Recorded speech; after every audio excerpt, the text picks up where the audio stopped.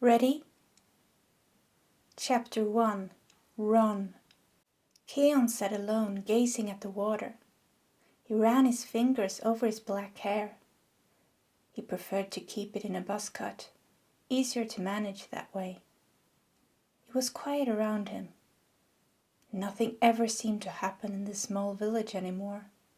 His friends had left one by one as they grew older, finding work, joining the army or the navy. Whatever the reason was, they were all gone. Keon had stayed though. The last thing he wanted was to fight someone else's war. Fortunately, the Yellow Wolves never came this far north, so he had never been forced to join them. He liked the solitude. No fighting, no anger. He only needed his thoughts to keep him company. Keon heard steps behind him and a familiar voice calling out his name. He stood up and turned around. A girl who had left many years ago now stood in front of him, a fully grown woman. He could still see the little girl in her that he had once known, but she had now grown taller than him. Her body seemed to have changed a lot in its structure. Her neck was wider and her shoulders were broader. Overall, she was a lot more rough-looking than he recalled from back then. He remembered a timid girl who always seemed to get the short end of the stick due to her small stature. He had many times seen the fear in her eyes as a child. Now there was no trace of any such thing. It was like his past had come to haunt him, time for him to pay his dues.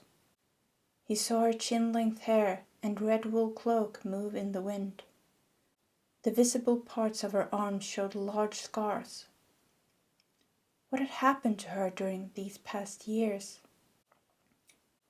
"You're a mage," he tried to speak in a calm voice, but he could feel his heartbeat increasing. He had never met anyone chosen to be a mage before, yet now he stood opposite one whom he had spent several years mocking and tormenting as a child. He stepped back, getting ready to run. "Oh no you don't, Keon. Leah has come for you." As soon as her hand touched his shoulder, he could feel his entire body freeze up. "You know what I can do.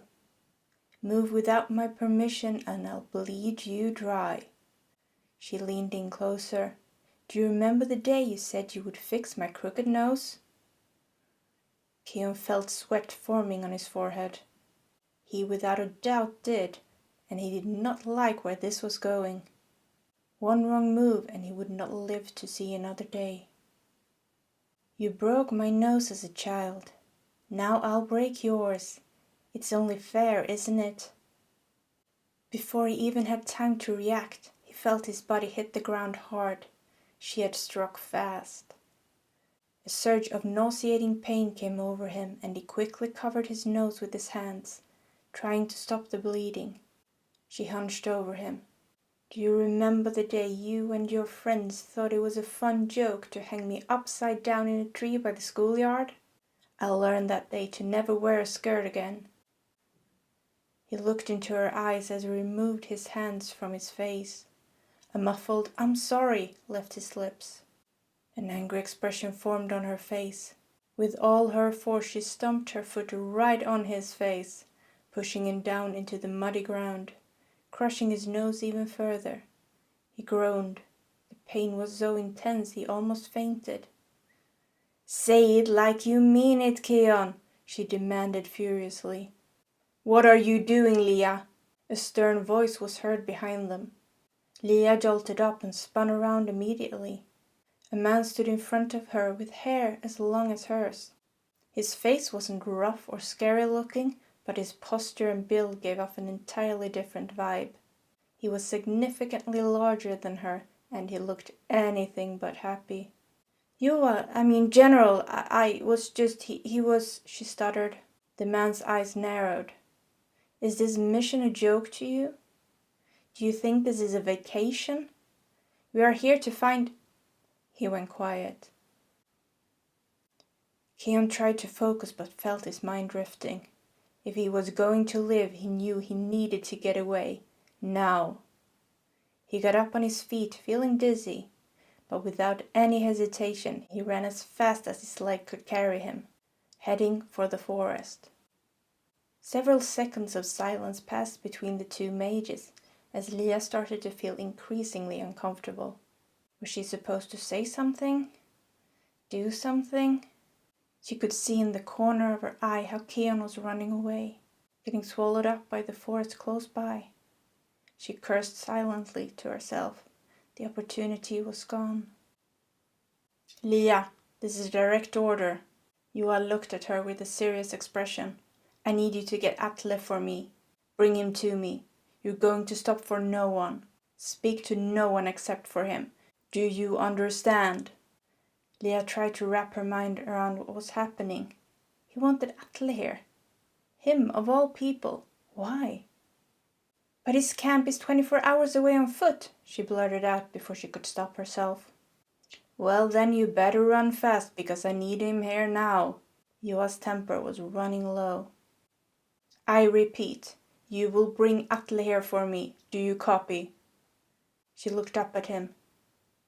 Yes, General. Good. You will tell him that the blood has been found. Her breathing stopped in the same second as Yuva uttered the words. The blood.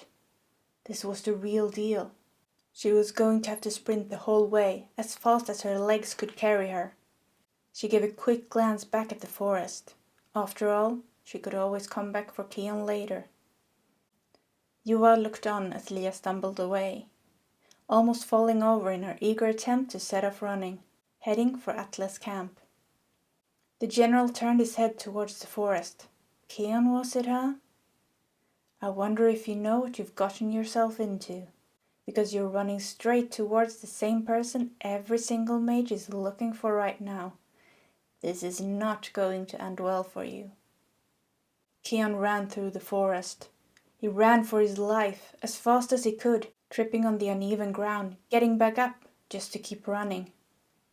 He felt the adrenaline pumping all through his body and the blood pressure rising. He was in full panic mode, and he didn't even notice the ground getting steeper, until it had become impossible for him to run anymore. He had to start climbing, grabbing onto any roots that he could see to get further up the hill. He felt like he couldn't breathe. He was hyperventilating and his heart was racing. Everything hit him at once, crashing down on him. He wanted to scream, he wanted to cry. He didn't want to die. But she wanted him dead. He had felt the anger and her hatred back there. She wouldn't stop. She wanted revenge. He pounded his fist on the hill out of frustration. Was this really all he had amounted to in life? Chased by the woman he had bullied as a child? He wasn't proud of himself. He knew he had been horrible towards her in the past. Maybe he deserved this. He felt like he had done nothing worthwhile, nothing to make up for the way he had treated her. Finally, he felt his breathing slow down and his heartbeat return to normal. He looked back. No one seemed to have been following him, no Lia anywhere to be seen. It had been a long time since he had been this far into the forest. He never realized before how high of an altitude he could get up on, or how beautiful everything looked from here. What are you doing up there? A voice came from below him. A woman around his own age looked up at him with a wondering expression. She had long, blonde, messy hair, and her linen clothing looked worn down.